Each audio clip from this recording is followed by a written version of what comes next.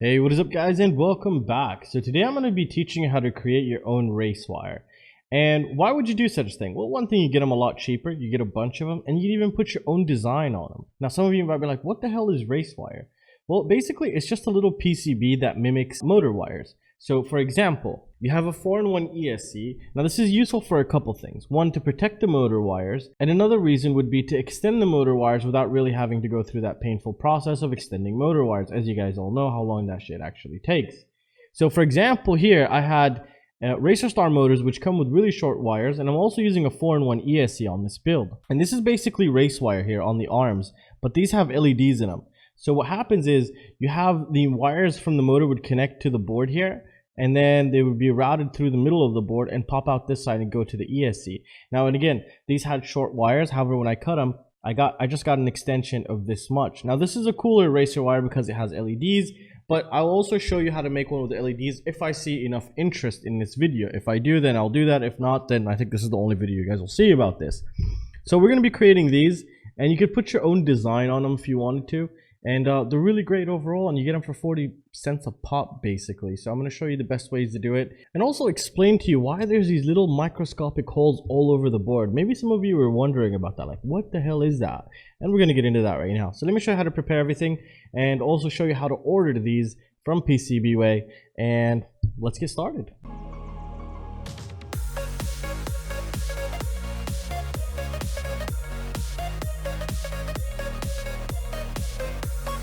Alright guys, so this is the end result right here, and if we go into the 3D view, we could kind of already see how it's going to look like once it's created, and you could choose the side, the size of the board thickness. The size of the board doesn't really make any difference in the amount of current that's going to be passed through. It comes down to how many ounces of copper is in it.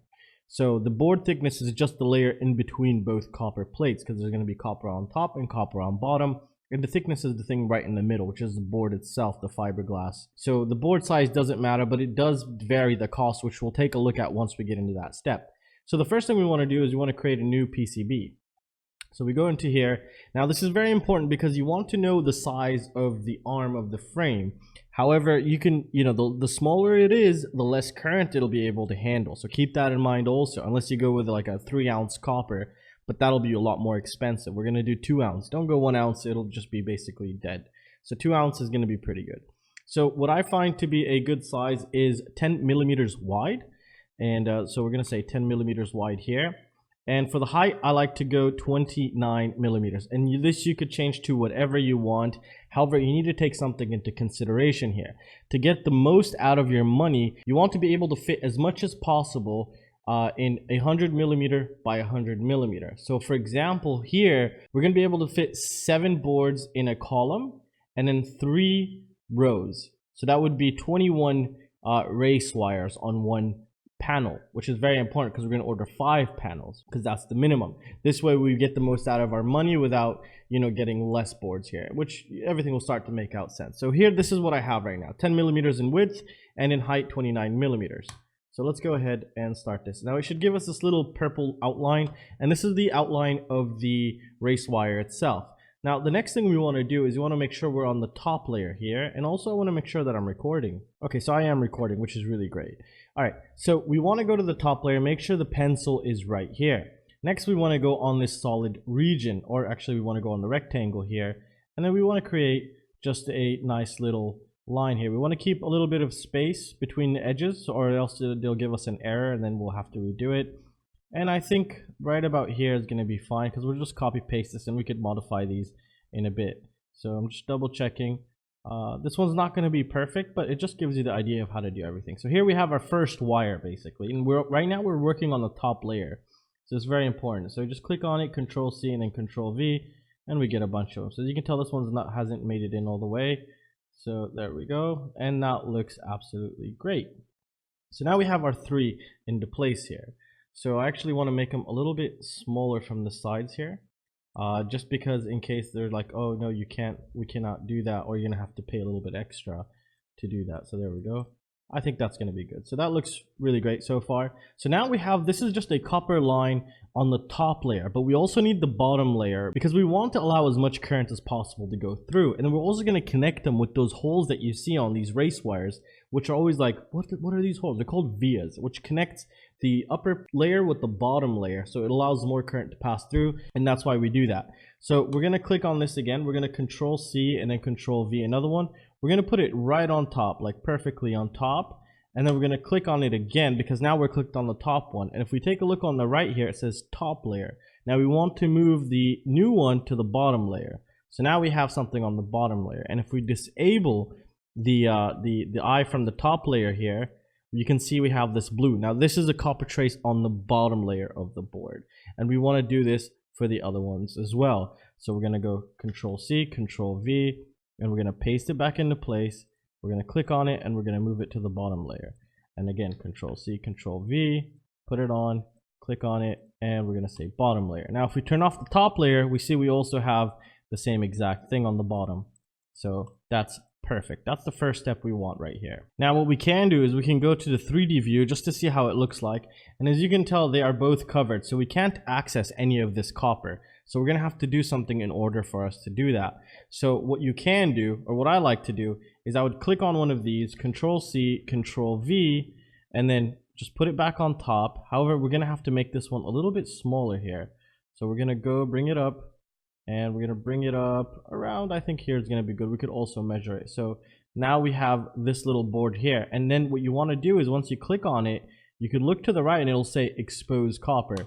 So that way we expose that. And just to double check, we will save and 3D view just to make sure the software picked everything up right. It's a good thing we just checked this because now the copper is completely exposed and that's not what we wanted. So what you can do is we will be able to move this off to the side, click on this and we'll say expose copper, and then we're going to bring it back and then we're going to save it and see what happens now. So we're going to say view, 3D view, and hopefully we should have that exposed. So there we go. That's really nice. You can also just redraw a square on it and say expose, but I don't like to do it that way. So we'll do one more together and I'll skip over the rest. So right now I'm going to copy this and then paste this, and then I'm just going to drop it back into place and then make it smaller. Now we're going to have to do this to both sides, so keep that in mind also. So I could see the edge of this one here. We could always modify these later. Okay, and that looks good. And I'm just going to click expose copper before I click on the bottom one, and I'm going to save in 3D view just to double check. There we go, looking nice. Look at that, perfect. So now what I can do is I could grab this one again, Control C, Control V, put it into place right there, and then just fix up the size here, and it should be exposed, but I'll press expose copper just in case.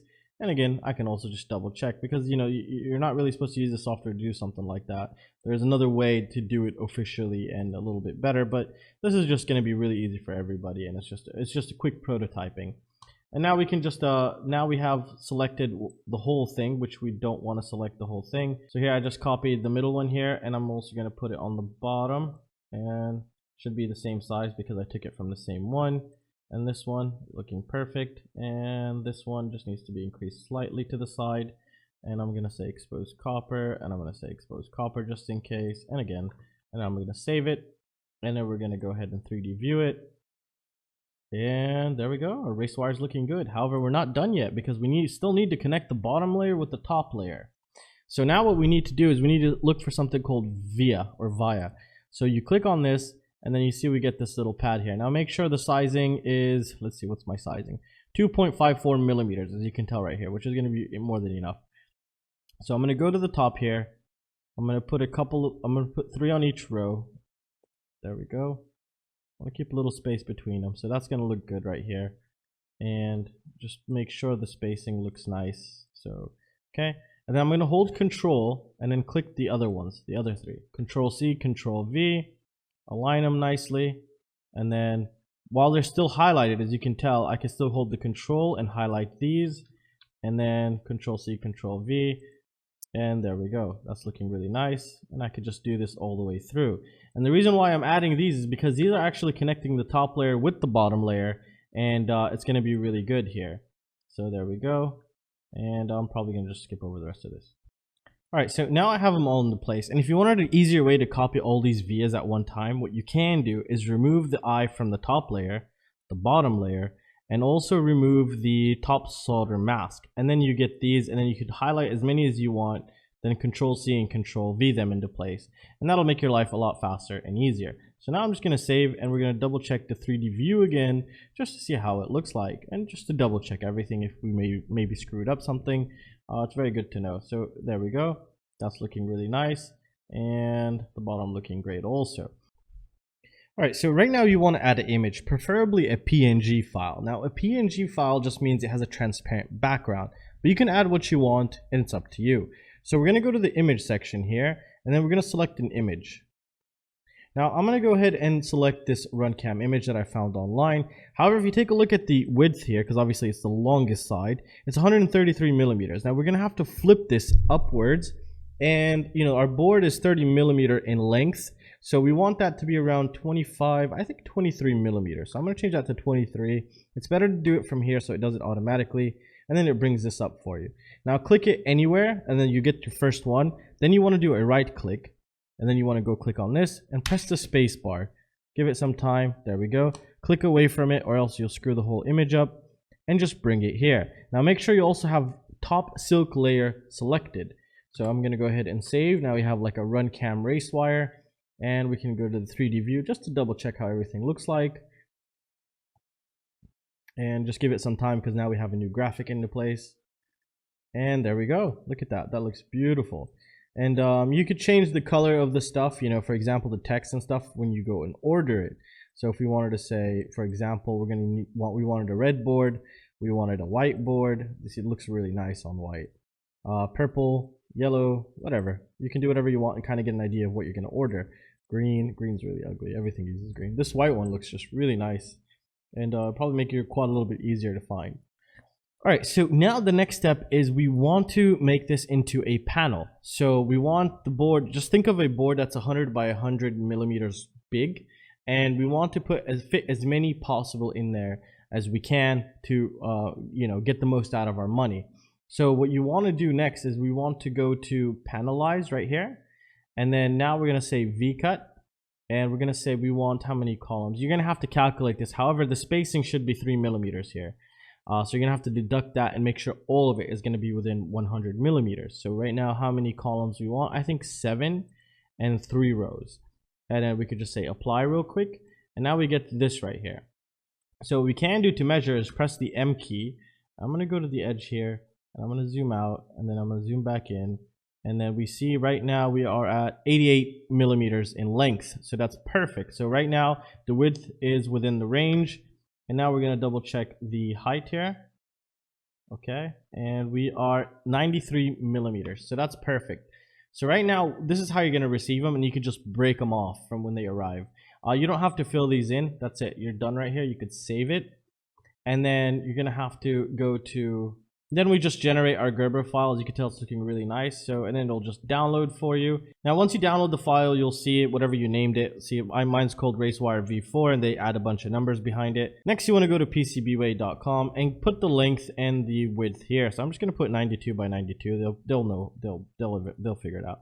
5 pieces. Let's keep the thickness to 1.6 millimeters, and we're going to go to quote now. Make sure you have 2 layers selected here. We're going to say panel by customer, and we're going to accept this, and we're going to say panel in V scoring or T, whatever you want. Panel as V scoring here. How many different designs are on the panel? We only have just one. So for example, as you can tell right here, we just have one kind. We're going to keep that. 5 is the minimum, 2 layers. Yes, this board. And as you can tell right now, well, actually we don't have a price just yet. So next thing you want to do is you want to click 2-ounce copper. Now this is very important. So we're going to go to 2-ounce copper, and we can just say the color of the writing. So the runcam is going to be in white, or we can make it black and the board white here. This won't change the price at all. Make sure you click yes here, and we're going to say calculate for us. So now that calculated us $40. You know, the shipping price is going to be dependent on you. You could even get cheaper shipping prices for like $7 and whatever dollars. It's up to you. So right now we could consider this as $39. Now $39, how many are you getting for $39? Well, let's figure this out. So we had 7. So we had 7 columns, so that means 7 boards. And we had 3 columns, so times 3, that's 21 per board, and we got 5 boards, so that's 105 race wires. So we just got 105 race wires for $39.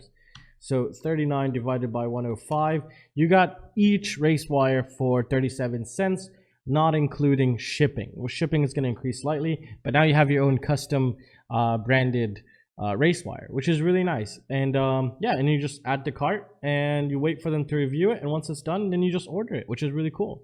So yeah, make sure you get it from here, because I checked Easy EDA, and also here this is the cheapest and this is the best right now to have it done. And yeah, that's how it works. And that's going to include it for this video, guys. Maybe later on I'll show you how to make it into the copper here, to expose that copper, but I don't really want to do that. We just keep it as a silk screen, which is way better. And basically you'll get a board exactly like this with the holes. It's going to be a little bit difficult to see on camera right here right now, because this is so tiny and I'm using a webcam, not using my main cam over there. So yeah, I really hope you guys enjoyed the video. Make sure you check the links down below. Those greatly support the channel, whether it's from Banggood, PCBWay, and all those things. Those greatly support the channel. If you do like this content, let me know. It's important to let me know so I keep continuing this, because I'm also going to be doing a frame design masterclass from how to, make the motor mounts, the holes for the motors, to, the size of the quad, 220 millimeters, 120 millimeters, all these things, and how to, duplicate or mirror the design. So you just design one corner and then it just duplicates it all over. So I'll be showing you how to do all these things, and I just want to know you guys' feedback. And again, all the links down below greatly support the channel, and I do have a Patreon and awesome giveaways. And I'll see you in the next one. Peace out.